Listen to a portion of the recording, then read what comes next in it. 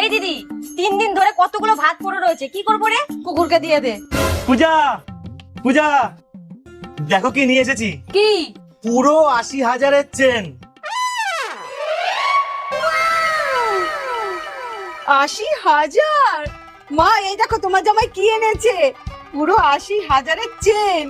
ধুর, আর আমার বর 80 টাকার একটা চেনও নিয়ে আসে না। ঠিক আছে মা, একটু পরে ফোন করছি।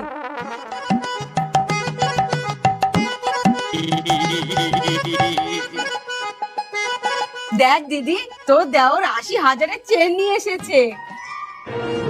কি সুন্দর গো, তোমার ভালো লেগেছে? খুব পছন্দ হয়েছে। তাহলে এবার দিয়ে দাও। মানে?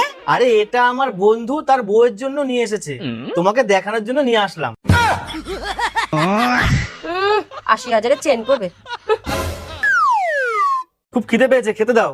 এই দিদি, ওই ভাতগুলোকে দিয়ে দে।